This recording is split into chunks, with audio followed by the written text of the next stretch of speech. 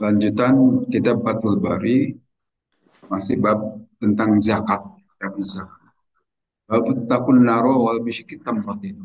Bab terkait dengan takutlah kalian semua terhadap api neraka walaupun hanya dengan sebutir korma.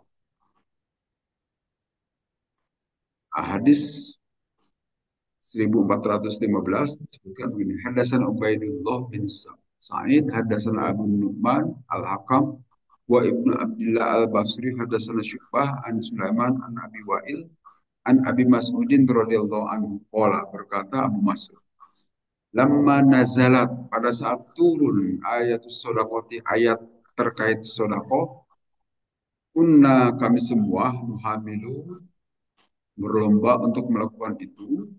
Wajah, maka datang rojulun, seseorang, kata sodako, maka bersodakoh itu orang tadi, bisyain kasirin, dengan sesuatu yang besar, sodakohnya banyak.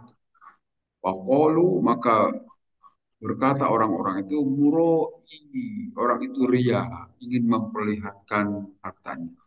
Wajah, dan datang juga rojul, seseorang yang lain, kata sodako, maka dia bersedekah, isoin, hanya dengan satu sok. Faqalu, maka berkata orang-orang tadi, annallaha, sesungguhnya Allah, la ghaniyun, maha kaya Allah. Ansoin hada, daripada Quran satu so ini. Panazalat, maka turunlah ayat Al-Quran, alladzina yamizuna muttawwi'ina minal mu'minina bis sadaqati walladzina la yajiduna illa judahum. Orang-orang yang mencela, orang-orang yang mengeluarkan zakat dari orang-orang yang beriman itu, dan juga orang-orang yang tidak mendapatkan untuk dikeluarkan zakatnya kecuali sesuai kemampuan upaya mereka. Nah, ini hadis memberi penjelasan kepada kita, sebagaimana kita ketahui kalau zaman Nabi itu ada perintah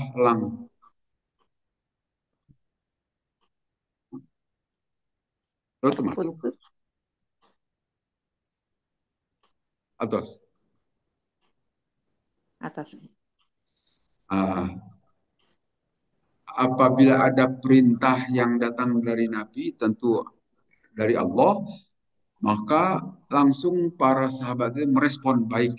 Kalau ada larangan, langsung ditinggalkan. Tapi kalau ada perintah, langsung dikerjakan. Itu hebatnya para sahabat zaman dahulu gitu. Selalu merespon dengan baik. Beda dengan zaman kita. Zaman kita mah angkeh heula dan macam-macam alasan gitu ya. Tidak langsung merespon. Nah, ini juga terjadi pada zaman itu, begitu ada perintah melakukan sodako, maka orang-orang yang memiliki harta banyak segera mengeluarkan sodako. Tetapi lagi-lagi di kalangan kaum muslimin juga tidak semuanya beriman dengan baik. Ada juga orang-orang yang berimannya itu yang munafik, gitu. Ada orang-orang munafik memberikan komentar-komentar gitu. Komentar-komentar yang tidak baik. Ada orang yang sudah banyak, wah dikatakan, wah itu orang ria, ingin ingin dipuji orang lain. Tapi ada juga orang yang sedekahnya itu dengan satu so itu berarti 2,5 kilo kan, sedikit saja. Itu pun dikomentari. Tetap yang namanya manusia itu begitu. Al insanu hayawanun natik kan gitu kata ilmu mantik. Bahwa manusia itu adalah hewan yang berbicara. Jadi pasti menilai. Dinilai aja apapun yang akan dikerjakan oleh orang. Apakah dia suka ataupun tidak suka, tetap dikasih penilaian. Itu namanya manusia, ternyata sejak zaman Nabi juga begitu. Kemudian turunlah ayat yang menyatakan itu, bahwa ada orang-orang yang mencela. Nah, yang memberikan penilaian-penilaian itu adalah orang-orang munafik. Jadi, tetaplah kita jalan melakukan kebaikan, walaupun nanti akan dinilai oleh orang lain, apakah itu menyukakan mereka ataupun tidak, tidak perlu dipedulikan, biarkan saja, gitu kan. Karena yang namanya manusia itu ya begitu, pandai menilai, memberikan penilaian-penilaian kepada orang. Dinilainya baik kalau sesuai dengan selera dia, tapi bisa jelek kalau tidak sesuai dengan seleranya. Jalan saja terus. Ya seperti sodakoh zaman sahabat ini. Sodakoh yang banyak, teruskan saja keluarkan sodakohnya, tapi kalau sedikit pun tidak apa-apa. Toh sesuai dengan kemampuan. Walaupun orang-orang munafik memberikan penilaian, ria dan macam-macam. Biarkan saja.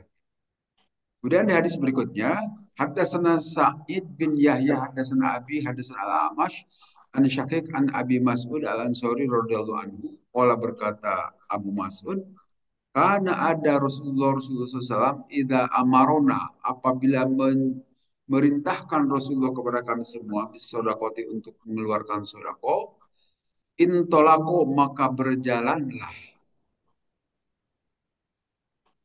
ahaduna salah seorang di antara kami semua ila suki ke pasar. Fataha malah maka dia berusaha untuk supaya bisa mengeluarkan sodako atau zakat. Yusibul mudda maka akhirnya bisa memperoleh satu ukuran mud. Samud itu mungkin satu genggaman tangan. Wa inna li ba'dihim al yawma mi'ata alfin. Dan untuk sebagian yang lainnya juga ada yang memperoleh 100.000 kalinya. Jadi maksudnya perintah bersedekah itu nanti para sahabat ada sengaja mereka datang ke pasar untuk berusaha supaya memiliki kelebihan, tetapi kelebihannya itu macam-macam di antara orang itu. Tidak semuanya sama. Ada yang hanya memperoleh satu mut dan hanya segenggam tangan, tapi ada juga yang sampai 100.000 kalinya. Limiati alfin, berlipat-lipat, artinya banyak keuntungannya. Nah, itu tetap dikeluarkan untuk sodakoh. Nah, begitu kuatnya semangat para sahabat untuk mengamalkan perintah Rasulullah SAW, perintah-perintah agama termasuk dalam ayat sodako. Juga termasuk pada saat ada larangan minuman keras. Kan kita tahu kebiasaan bangsa Arab itu minum minuman keras juga ada. Tapi larangan terhadap minuman keras itu tidak sekaligus, berangsur. Yang pertama diberitahukan bahwa jangan dekat-dekat dengan minuman keras.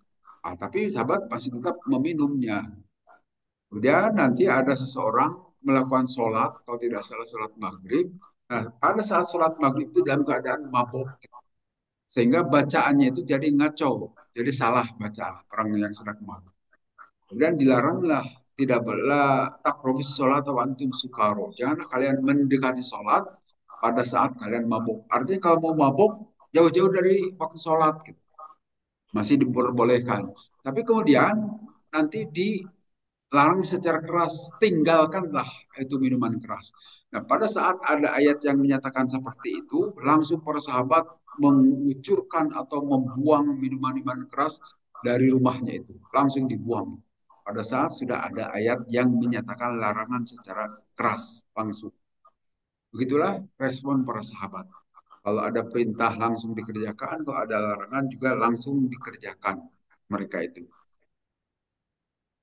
Kemudian di hadis berikutnya hadasana Sulaiman bin Harb hadasana Syubah an Ishaq dari Abdullah bin Maqil qala sami itu saya setelah mendengar kepada Adi bin Hatim radhiyallahu anhu qala berkata Adi bin Hatim qala saya mendengar Rasulullah SAW yaqulu bersabda Rasulullah ittaqun naro takutlah kalian semua terhadap api neraka walau bisyikit tamratin walaupun hanya dengan satu biji korma.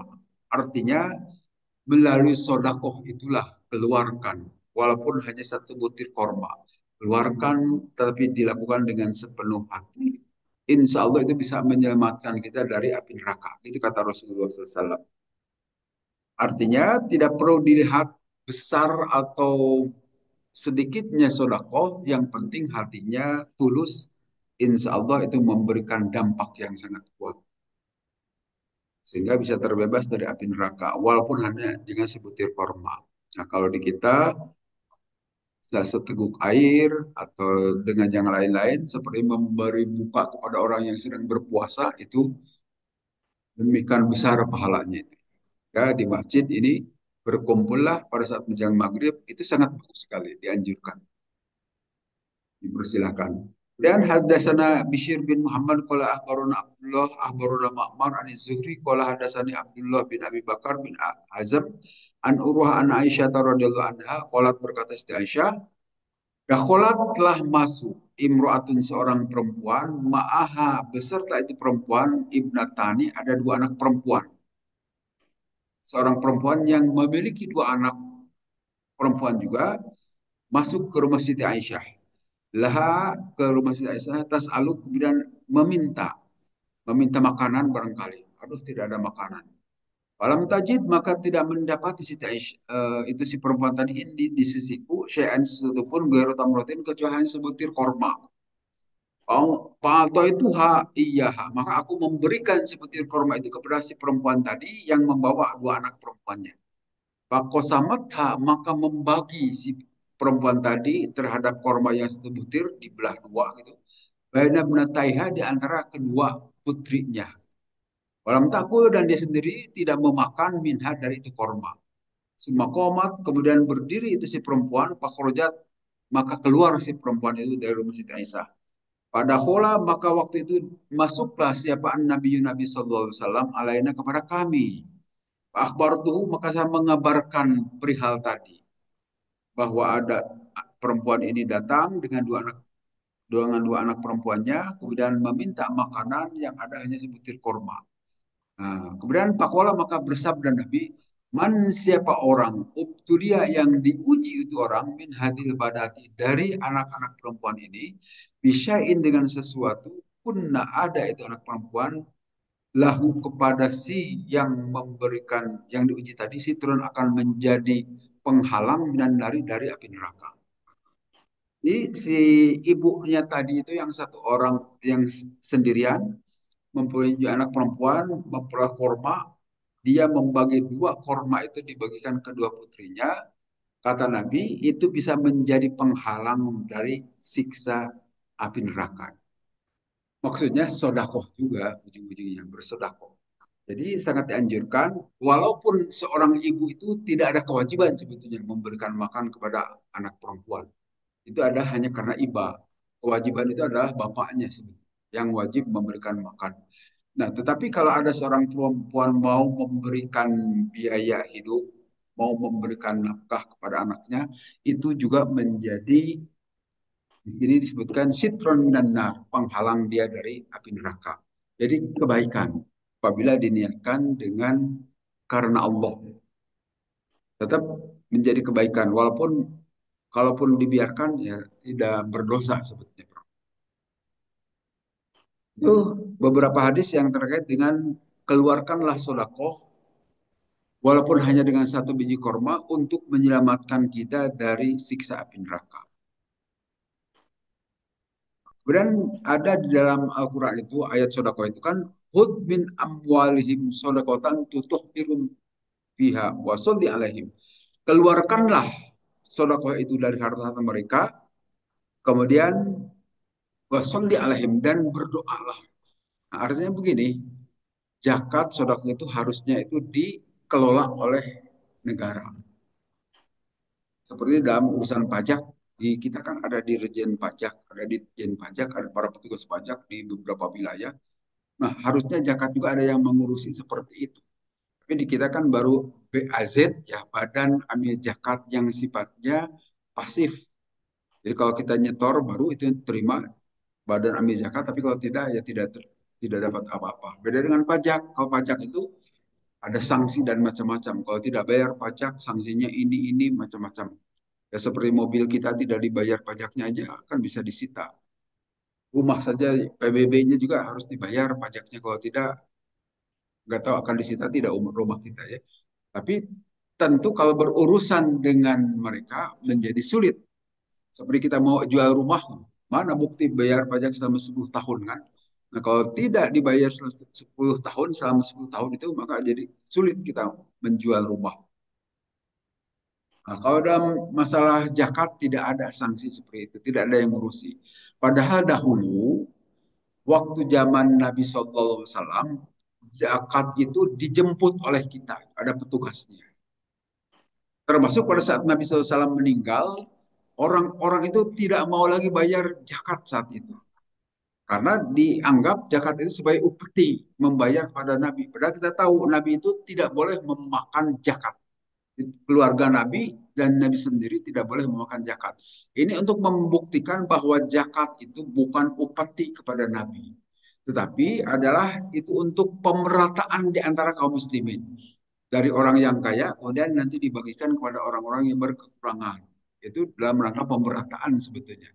Tapi anggapan sebagian orang saat itu, zakat itu upeti, sehingga begitu Nabi SAW meninggal, mereka tidak mau bayar zakat lagi. Akhirnya Sayyidina Abu Bakar dengan tentara memerangi mereka.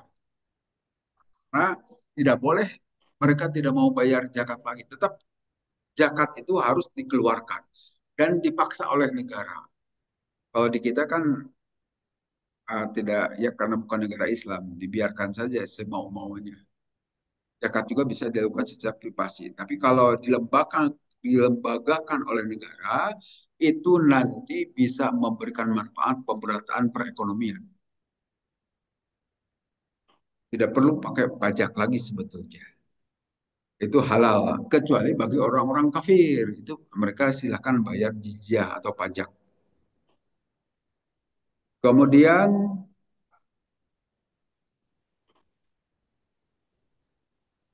dalam hadis lain Nabi SAW bersabda begini, Ya Aisyah, hai Siti Aisyah, istari minan nari wal bisyiki tamrotin.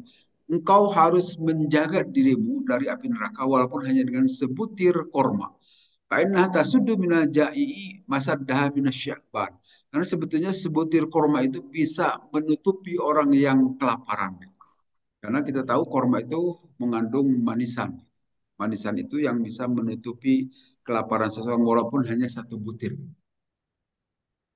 Orang bisa tertolong dari kelaparan gara-gara makan satu butir korma. Nah, itu bisa menyelamatkan seseorang dari siksaan api neraka. Kemudian di hadis yang lain sama bahwa sedekah itu bisa menyelamatkan kita dari siksa api neraka. Sehingga silahkan keluarkan sedekah. Kemudian di hadis berikutnya, Babu palti sodakoti syahih as-sohih. Kapan kita harus mengeluarkan sodakoh itu? Nah, hadis ini nanti memberikan penjelasan. Ayat Al-Quran misalnya begini, di surat Al-Munafikun, Wa anfiku mimma rozaknakum min qabla ayyatiya ahadakumul maut. Aku akan mengeluarkan nafkah atau sodakoh sebelum seseorang kedatangan kematian. Jadi pada saat kita sakaratul maut, salah satu yang diingat itu adalah kita ingin mengeluarkan sodako. Itu Pak. Tapi tidak mungkin lagi kan dalam keadaan sakaratul maut. Tapi itu menjadi penyesalan besar bagi tiap orang yang barangkali pada saat hidupnya jarang-jarang mengeluarkan sodako. Maka pada saat menjelang meninggal sakaratul maut itu yang diminta kepada Allah, Allah berilah saya kesempatan untuk mengeluarkan sodako. Tapi tidak mungkin kan. Itu ada ayatnya, ayat Al-Quran di surat Al-Munafikun itu. Bin qabli ayyatiya ahdakumul maut. Sebelum kedatangan kepada seseorang kematian itu. Artinya pada saat itu sedang sakaratul maut, salah satu yang diingat oleh orang itu adalah ingin mengeluarkan sedekah. Sehingga pada saat kita sedang punya kesempatan sedekah, keluarkanlah.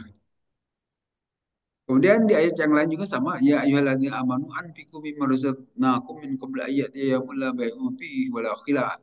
Hei orang-orang yang beriman, nafkahkanlah dari apa-apa yang telah kami nafkahkan kepada kalian dari Allah sebelum datang hari yang pada saat itu tidak ada jual beli dan tidak bisa berlakukan transaksi.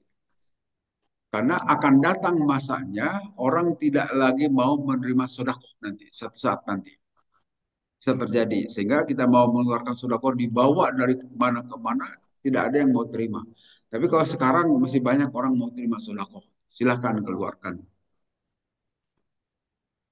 Haddatsana Musa bin Ismail, haddatsana Abdul Wahid, haddatsana Umarah bin Al-Qaqah, haddatsana Abu Zur'ah, haddatsana Abu Hurairah radhiyallahu anhu. Qala berkata Abu Hurairah, Ja'a telah datang rojulun seorang laki-laki ila Rasulullah kepada Rasulullah SAW. Pakola kemudian berkata itu si laki-laki, Ya Rasulullah, wahai Rasulullah, ayu sodakoti a'damu ajro. Sodakoh yang mana yang paling besar pahalanya? Itu bertanya seseorang kepada Rasulullah. Wala maka menjawab Rasulullah, anta sodaku wa anta sohihun syahihun tahsya'al faqra wa ta'mulul ghina. Engkau melakukan sodakoh, mengeluarkan sodakoh pada saat Anda sedang sehat, syahihun dan juga sedang segar bugar. Tahsyal pakro, pada saat itu Anda sedang takut kepakiran. Otak mulul gina dan ingin kaya. Walatum hilu hatta ida balakutil hulkum, dan jangan disia-siakan itu. Keluarkanlah sodako pada saat-saat seperti itu. Itu pahalanya paling besar. Jangan sodako pada saat sedang sakit. Itu mah kurang tinggi pahalanya itu. Pada sedang sakit itu kita sodako karena ada maunya. Supaya didoakan oleh yang diberi sodako barangkali. Untuk kesembuhan dari sakitnya. Tapi sodako yang paling bagus itu pahalanya pada saat kita segar bugar dalam keadaan sehat. Dan kita juga sayang terhadap harta tersebut. Dan kita ingin sedang menumpuk-numpuk harta. Tapi kita mengeluarkan walaupun agak terpaksa. Itu yang paling bagus. Pahala di hadapan Allah. Dibanding dengan kita melakukan sedekah saat kita sedang kesakitan parah, gitu kan, disedekahkan atau bahkan ada yang menyedekahkannya dari anaknya supaya bapak saya cepat sembuh, tolong ini terima sedekah ini dan didoakan. Nah, itu nilai pahalanya lebih rendah. Kalau melihat hadis ini ya. Jadi hadis ini Nabi memberikan saran, keluarkanlah sedekah pada saat Anda sedang sahih, sedang sehat, sedang jag-jag waringkas segar bugar, dan kita takut fakir dan ingin kaya. Kan begitu manusia itu di mana-mana pasti begitu.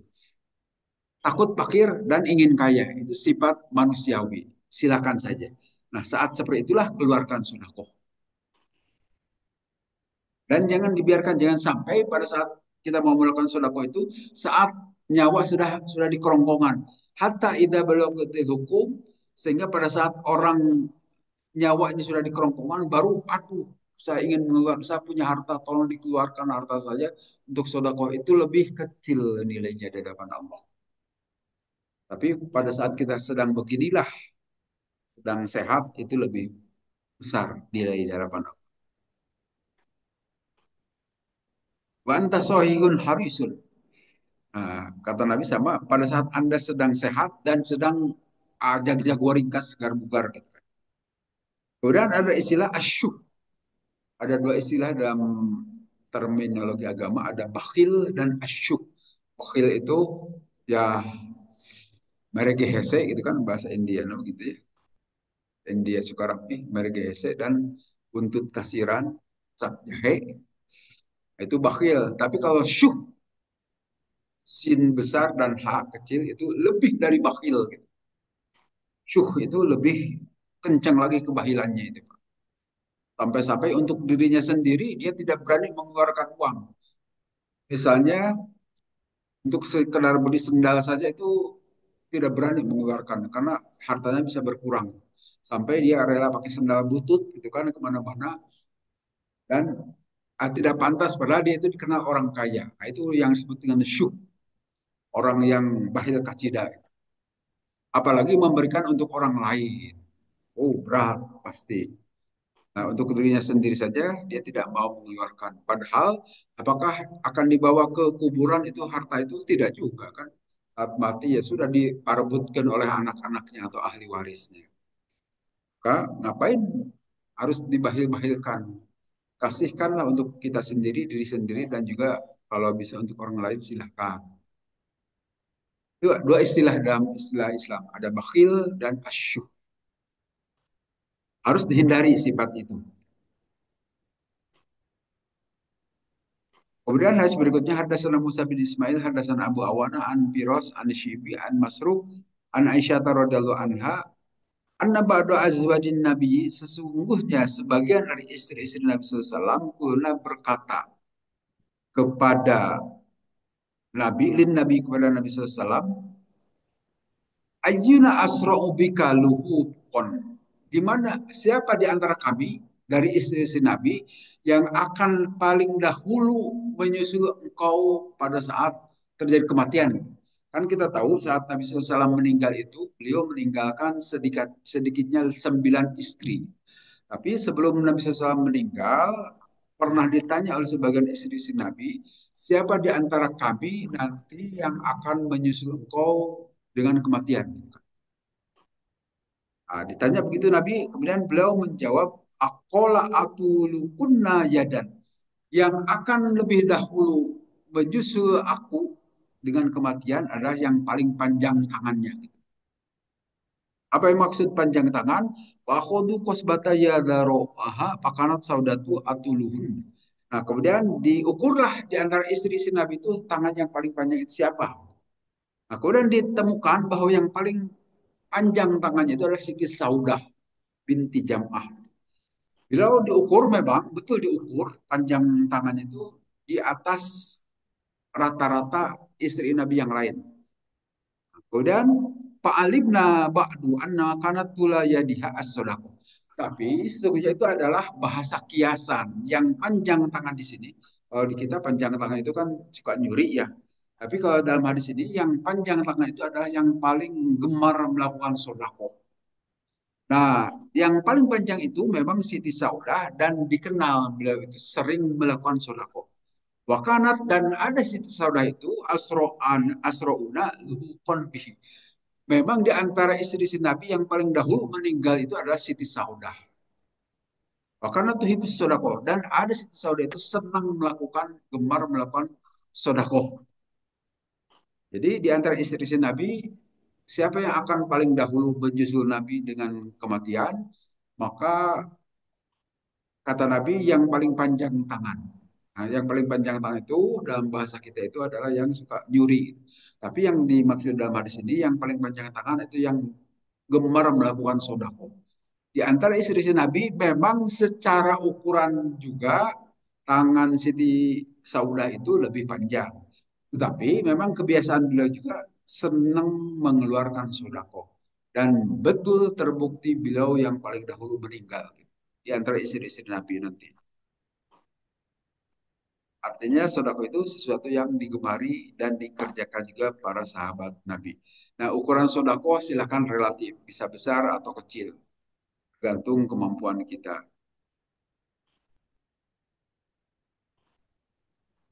Panjang penjelasannya. Kemudian hadis berikutnya. Babus sodakotis sirri. Bab sodakoh dengan cara menyembunyikan sodakohnya. Nah, sodakoh yang paling bagus itu yang mana? Nah, di sini dijelaskan.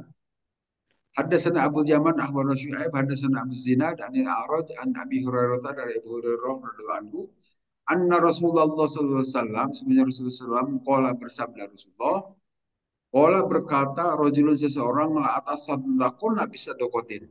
Saya akan bersedekah dengan sebuah sodakoh, fakhurja bisedakoti bahwa doa biya disarikin. Tetapi sodakohnya itu jatuh kok ke orang maling.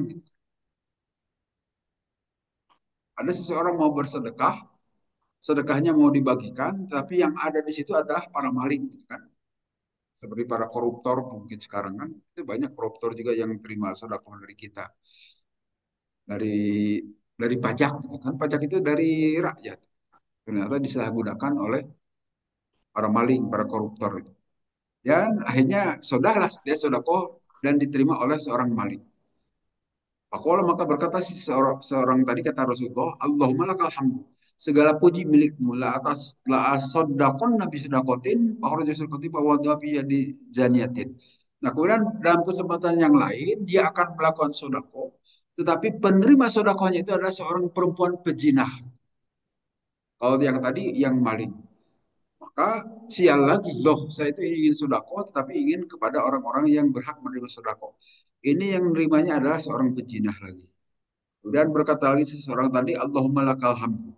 Ya Allah, segala puji milikmu. Saya telah mengeluarkan sodako, tetapi sodako itu jatuhnya kepada pezina.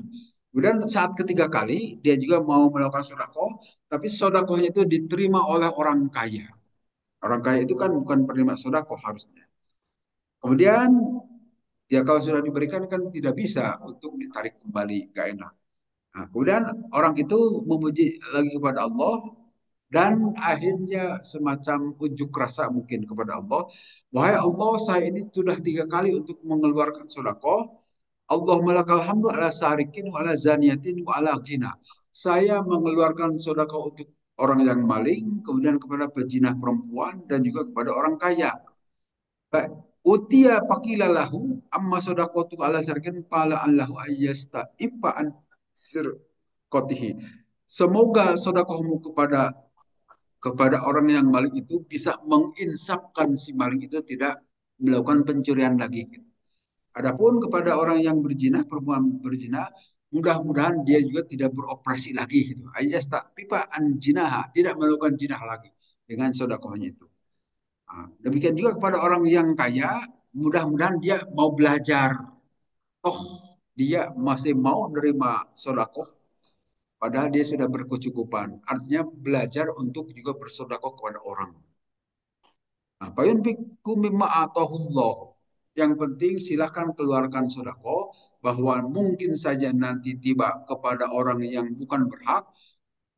Sesuai tetap niat dari kita, kalau kita mengeluarkan sodako tetap dinilai oleh Allah kita bersedekah.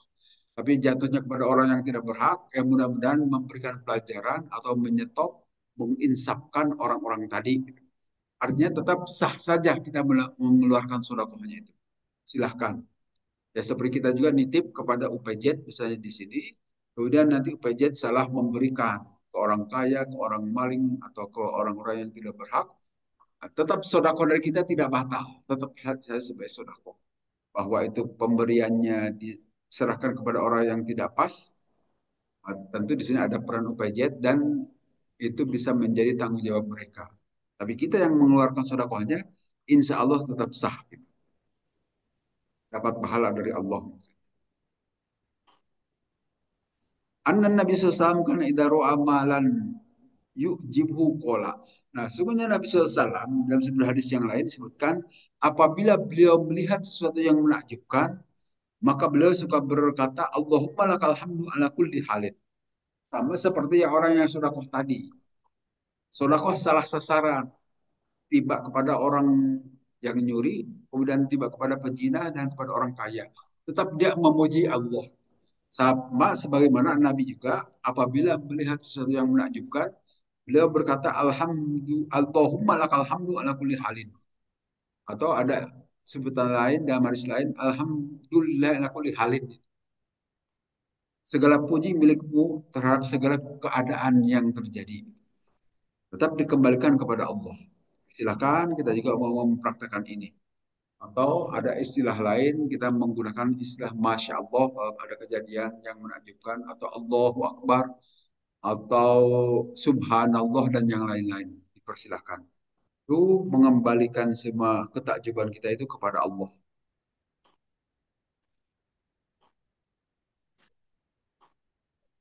Kemudian di hadis berikutnya, Haddatsana Muhammad bin Yusuf, Haddatsana Israil, Haddatsana Abu Jahriyah, Anna Ma'an bin Yazid radhiyallahu anhu haddatsahu mengucapkan hadis. Qala berkata itu Ma'an bin Yazid, bayak saya telah berbaiat Rasulullah dengan Rasulullah SAW, ana wa abi. Saya dengan bapak saya, wajadi dan juga kakek saya. Wa khataba alayya fa'an kahani wa khosam tu ilahi. Kemudian saya berbicara dengan Nabi, Nabi berbicara kepadaku, kemudian beliau menikahkan aku, gitu kan, dan aku menerima. Bahkan Abi Yazid dan ada Abu Yazid akhraja dananir yatasaddaqu biha. Abu Yazid itu akan mengeluarkan sejumlah dananir. Dananir itu mata uang emas, dinar. Ini jamak, tunggalnya dinar, jamaknya dananir. Nah, beliau mau mengeluarkan sedekah menggunakan mata uang emas. Fawadha'a inda rajulin fil masjid. Kemudian menyimpannya emas yang akan disedekahkan itu di masjid. Baji itu fawadha'a fa itu biha faqala wallahi ma iyyaka aradtu fa Rasulullah. Kemudian dia nyimpan di sisi seseorang laki-laki, kemudian aku datang dan mengambil terhadap emas tadi. Tidak diambil oleh si laki-laki, tapi saya yang mengambil anaknya.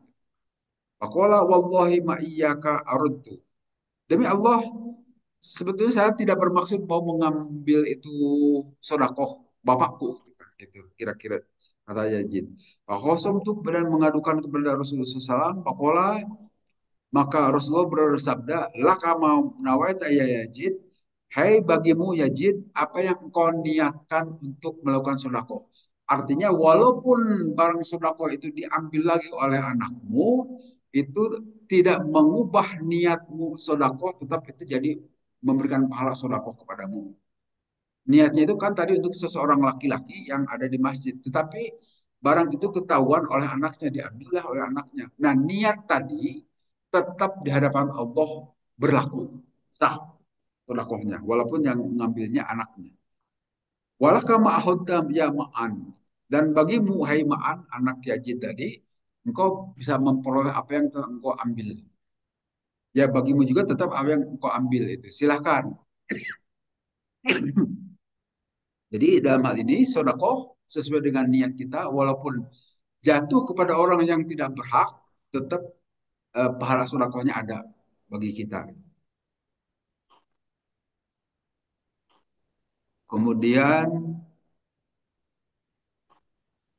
hadis berikutnya. Nah, hadis berikutnya itu hadatsana Musaddad dan seterusnya diterima dari Abu Hurairah. Kata Nabi SAW, sab'atun ada 7 golongan. Yudilluhumullahu ta'ala fi dhillihi yawma la dhilla illa dhilluh. Ada 7 golongan manusia yang akan Allah naungi di naungan Allah pada hari yang tidak ada naungan kecuali naungan Allah. Pada hari padang mahsyar kelihatannya. Yang pertama adalah imamun adilun. Saya kira hadis ini sering kita dengar. Yang pertama adalah pemimpin yang adil, yang proporsional. Pemimpin yang proporsional itu akan memperoleh naungan di hadapan Allah. Apakah pemimpin negara, pemimpin rumah tangga juga masuk dalam pengertian imamun adil. Wasyabun nasyafi ibadatillah. Dan yang keduanya adalah pemuda yang hidupnya itu didedikasikan untuk beribadah kepada Allah.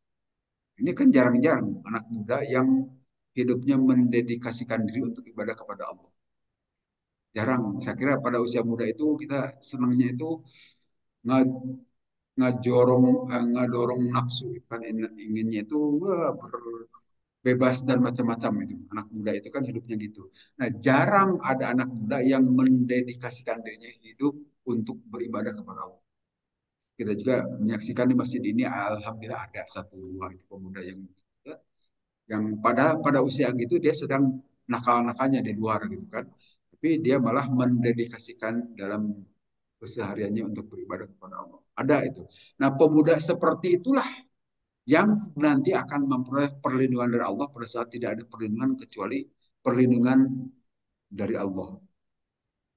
Nah, mudah-mudahan kita juga waktu muda seperti itu. Dan yang ketiganya, rojulun qalbuhu mu'allaqun fil masajid. Seseorang yang hatinya itu tergantung dengan masjid. Rindu dengan masjid, senang ke masjid. Bukan anti masjid kan? Nah, orang-orang yang begitu, yang hatinya terpaut terkait dengan masjid, dimanapun dia berada, gitu kan, selalu dekat dengan masjid, itu termasuk yang akan memperoleh naungan di hadapan Allah saat tidak ada naungan kecuali hanya naungan Allah. Berbahagialah kita yang tenang dengan masjid. Dimanapun kita berada, tidak mesti di sini. Pas kita sedang ada di rumah, di tempat manapun di luar kota, masjid itu merupakan rumah kedua kaum muslimin. Harusnya begitu. Karena tidak semua orang senang ke masjid kan, anti ke masjid bahkan. Walaupun masjid jaraknya dekat, jarang-jarang ke masjid. Kemudian yang berikutnya, warjulani tahaba billahi istama alaihi wa tafarraqu alaihi. Dua orang laki-laki yang saling mencintai, saling menghargai di antara keduanya, dia melakukannya billahi karena Allah. Betul-betul karena Allah. Apakah pada saat dia berkumpul atau saat berpisah? Semuanya itu diniatkan karena Allah. Jadi persahabatan yang tulus di antara kita bukan karena ada tujuan dalam istilah lain itu sekarang dikenal istilah social engineering, rekayasa sosial. Kan dengan social engineering itu kita bisa maling juga, bisa membobol. Nah, tetapi seseorang itu berteman dengan orang lain untuk kebaikan, kan? Nah, itu adalah akan memperoleh naungan di hadapan Allah pada saat tidak ada naungan kecuali hanya naungan Allah. Apakah pada saat bertemu ataupun saat berpisah. Estuning karena Allah gitu. Semuanya dilakukan. Kemudian yang berikutnya warajulun da'atu imratun data mansabin wa jamalin faqala inni akhafullah. Yang kelima adalah seorang laki-laki yang dipanggil oleh seorang perempuan yang memiliki kedudukan, ada kecantikan juga. Kemudian dia berkata, sesungguhnya saya takut kepada Allah. Nah, ini juga jarang kan ya. Ada tidak laki-laki kalau dipanggil oleh perempuan untuk menyepi langsung menolak? Saya yakin tidak ada. Yang ada malah si laki-laki itu ngejar-ngejar perempuan kan ya yang terjadi. Bahkan diperkosa. Nah, yang ini adalah seorang laki-laki diajak perempuan mungkin seperti cerita Nabi Yusuf. Nabi Yusuf kan diajak oleh Siti Julaikho untuk melakukan perbuatan yang dilarang, tetapi beliau menolak. Menolak itu karena Allah. Nah, orang yang seperti ini juga akan memperoleh naungan di hadapan Allah pada saat tidak ada naungan kecuali hanya naungan dari Allah. Kemudian yang keenam, rajulun tasaddaqa bisadaqatin akhfa hatta la ta'lama hatta la ta'lamu shimaluhu ma tunfiqu yaminu. Seseorang yang bersedekah saking diamnya atau disembunyikan sedekahnya itu sampai-sampai disebutkan dalam bahasa hadis tidak tahu tangan kiri terhadap apa yang disedekahkan oleh tangan kanan. Tangannya saja tidak tahu karena mungkin tangannya dimasukkan ke saku, tangan ini baru mengeluarkan masukkan ke kain seleng barangkali istilahkan begitu. Artinya rencepan diam-diam dia melakukan sedekahnya. Itu yang paling baik. Nah, orang itu juga akan memperoleh perlindungan dari Allah saat tidak ada perlindungan kecuali hanya perlindungan Allah. Artinya sodakohnya itu betul-betul tulus, ikhlas dikeluarkan. Bukan berarti kita tidak boleh bersodakoh secara terbuka. Silakan saja terbuka. Tapi saking tidak ingin ketahuan dan sudah tidak terpengaruh hatinya itu dengan ria dan sebagainya, dia melakukannya dengan diam-diam. Kemudian yang ketujuh, rojulun dakarullaha qaliyan fafadat ainah. Yang akan memperoleh naungan Allah pada saat tidak ada naungan itu adalah seseorang laki-laki yang zikir kepada Allah di tempat sepi sampai-sampai mengeluarkan air mata. Saking mungkin dia nelangsa terhadap dosa yang pernah dilakukan, perbuatan-perbuatan buruk pada masa yang lalu sampai mengeluarkan air mata. Itulah yang akan memperoleh naungan dari Allah saat tidak ada naungan kecuali hanya naungan dari Allah.